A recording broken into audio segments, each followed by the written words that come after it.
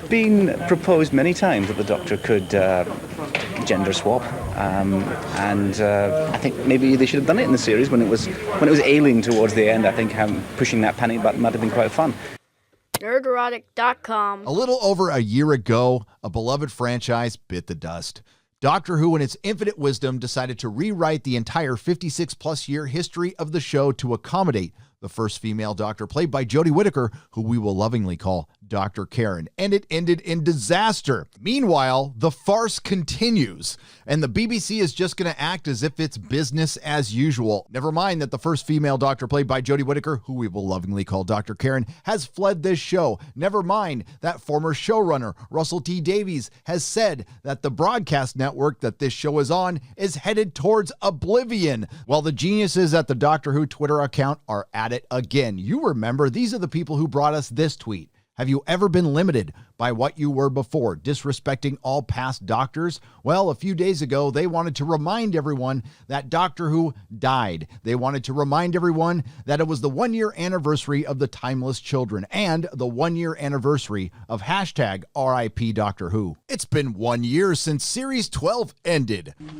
Doctor, what's wrong? What was your favorite moment? Was it the Doctor leading a secret life in an organization known as the Division, giving a nod and a wink towards the division in the fandom? Shut up. Was it Sacha Dhawan's spastic master creating from the pages of the worst fan fiction, Cyberman Time Lords?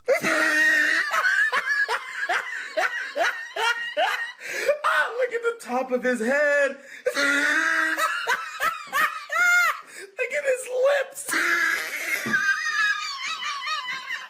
Oh, shut up. Oh, I know what it was.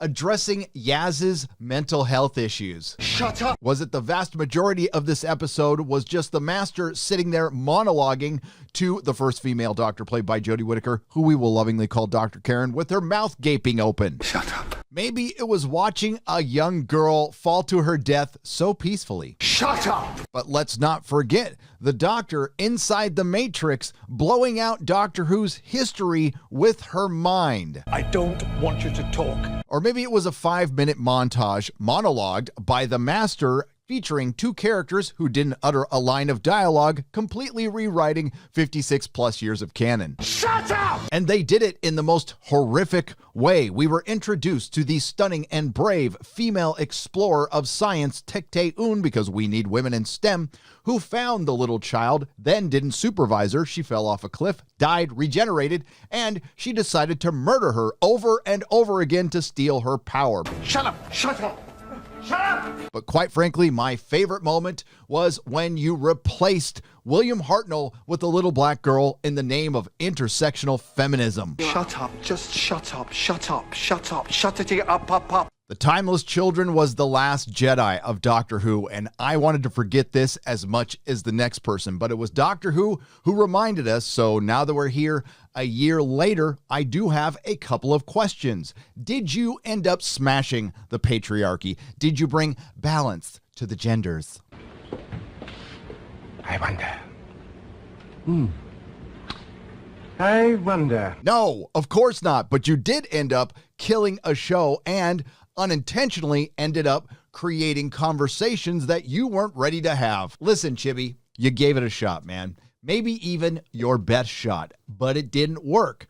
Partially because you're not that talented and because the Doctor's a man. It's time to cut the crap. The first female Doctor, played by Jodie Whittaker, who we will lovingly call Dr. Karen, was destined to fail. Oh, that's a pretty good name for a video. The fans have fled this show like rats fleeing a sinking ship, and even the most adamant defenders admit that there's a huge problem with the show while still being afraid to admit why. I have never been afraid to admit why. The Doctor is a man.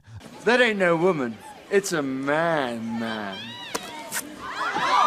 We can speculate all day long whether or not a female Doctor would have worked, but as of right now, that's still a theory. Now, part of what I do here on YouTube, along with my compatriots here on this platform, is state the obvious. It's become necessary because the access media won't. You've heard enough from me on this subject. Let's hear the female perspective. I have been sitting on this article for quite some time and waiting for the right time to bring it out, and this is it. And it was sent to me by its author, Alexandra Marshall. Doctor, what is that? Switching genders of major characters always runs the risk of alienating fans for whom attraction plays a part in their fandom. If Penthouse suddenly switched all of its glossy double-page spreads to Abs and Johnsons, yes, this article is from Penthouse Australia, you'd expect some backlash, a few awkward silences, probably a sharp drop in subscriptions. Exactly what is happening to Doctor Who right now. Does this make the readers a pack of bigots, misandrists, and man-hating homophobes burdened by fragile sexuality? No. They were simply looking for something else. The magazine's target audience has an established sexual preference, confirming the old adage, sex sells, is as true for Penthouse as it is for a 50-year-old science fiction show. Doctor Who is the James Bond of the geek world. Men want to be him, and girls want to shag him. I can't speak for the boys, but who doesn't want a gorgeous older boyfriend with a time machine, infinite bank balance, no job, endless adventure, and a demigod status in the universe? He is an inconvenient sexual fantasy that contradicts the preferred social politics of the BBC, despite being its flagship show. It's no accident that ratings soared when the Scottish heartthrob David Tennant took over for the role in 2005 alongside his young, attractive female companion Billie Piper. Their will they, won't they romantic tragedy elevated the BBC production out of the fringe geek world and into the mainstream market of swooning teenagers. The on-screen sexual tension made the international arm of the network a fortune in the US, propping up their less successful social justice vanity projects. And that's all Doctor Who is right now. It's a vanity project for Chris Chibnall, Piers Wenger, and all the other Vengers at the BBC. 2018 saw the progressive agenda inside the BBC hit peak woke. In Alexandra's defense, this article was written back on September 11, 2020, and since then we've hit peak woke, well, a few times this past couple of weeks, cannibalizing their golden goose. The desire to promote inclusivity with casting choices led showrunner Chris Chibnall to hire Jodie Whittaker as the first female Doctor. Token casting is normally fatal, but identifying as a taxpayer parasite makes it impossible for the BBC to go broke. Well, a lot has changed since Alexandra has written this article. BBC faces oblivion despite TV drama golden age, that's arguable, says Russell T. Davies, screenwriter behind Doctor Who, years and years, and It's a Sin suggests UK broadcaster is in peril, and we've gone over that quite a bit, and now it looks like the BBC wants to be a streaming service. Good luck with that.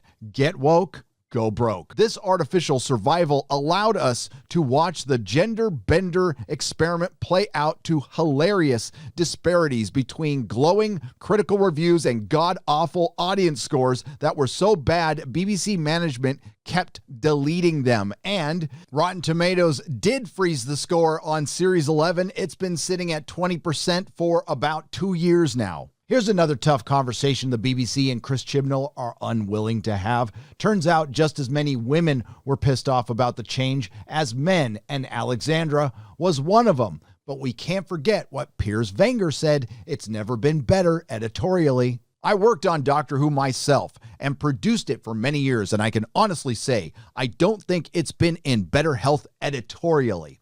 The production values have never been better. It's also not just funded by the BBC. It's funded by lots of international partners, including the CCP to the tune of $400 million.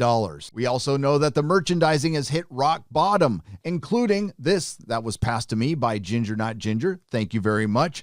Funko has apparently dropped the Doctor Who license. From Chris Kocher, a note on the bottom of an email just now from Who North America, Funko has vaulted all Doctor Who products. It appears they may be dropping the license. No more products are available from the manufacturer, including Funko Pop figures and Pez dispensers. I didn't know there were Pez dispensers. This certainly does not reflect well regarding how Doctor Who is doing these days in pop culture, considering original Funko is still cranking out products from much lesser franchises / properties. But don't worry, because Doctor Who has this. WTF, Gary? WTF? What the fuck does WTF mean? What the fuck? Oh, This rather dubious anniversary of the Timeless Children isn't really being covered by a lot of people because nobody cares anymore. Apathy has set in. But poor old Radio Times still thinks it's 2007. A year on from the Doctor Who Series 12 finale, how does the Timeless Children stack up?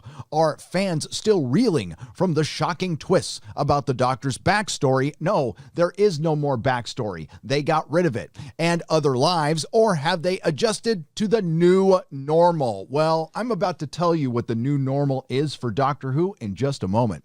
And are they intrigued to see whether Jodie Whittaker's next series will investigate this mystery even further? Well, they better wrap it up in 8 episodes, because it looks like the first female Doctor played by Jodie Whittaker, who we will lovingly call Dr. Karen, is now going to be the former first female Doctor played by Jodie Whittaker, who we will still lovingly call Dr. Karen. Again, we're specifically talking about Doctor Who and why it failed with a female Doctor. We're not denying anybody's existence. We're not saying it can't be inclusive or diverse. It already was. And the fandom, when it was much, much larger, was a great representation of that. As far as kids are concerned, all this show has done is show them there are other things to do.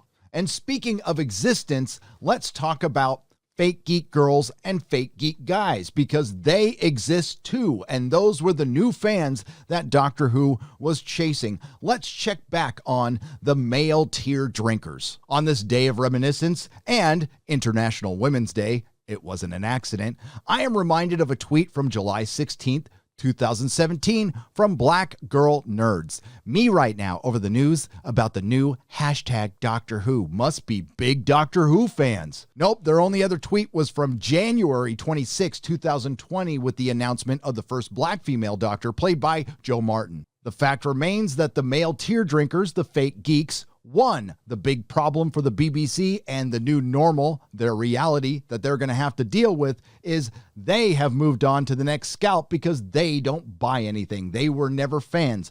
Piers Wenger and Chris Chibnall and everyone at the production of Doctor Who got off on the wrong foot. They started out with emotional blackmail marketing, and it just doesn't work. You can't guilt somebody into watching your show. Again, the Doctor's an established male character, and I understand that's going to trigger a lot of people. You're obviously ignoring the mountains of evidence that prove this to be an absolute fact. But let's go to Chris Chibnall himself. In his own words, it was part of what I talked to the BBC about, is just opening up the mythology to more stories. What it is, the purpose is to bring narrative opportunity and to be able to go to places that were shut off before now. That's the big thing, really. That's some big bullshit. In other words, we had to add an entire separate mythology to make the female Doctor work, essentially making a separate character.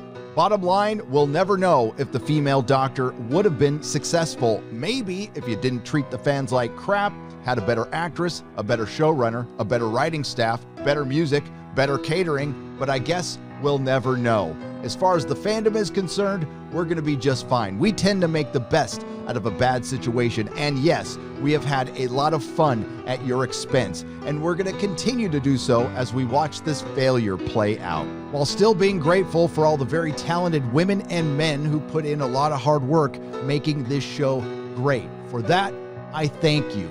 Unfortunately, the story that could have gone forever has now come to an end. Hashtag RIP Doctor Who. William Hartnell is the first. I shall miss them. Yes, I shall miss them. Silly old fusspots. Nerdrotic.com. Please subscribe. Thanks for listening. If you like what I do, please consider subscribing to the channel and liking and sharing the videos, and leave a comment below. It really does help. And if you can do this with your favorite YouTuber as well, I'm sure they would appreciate it as much as I do.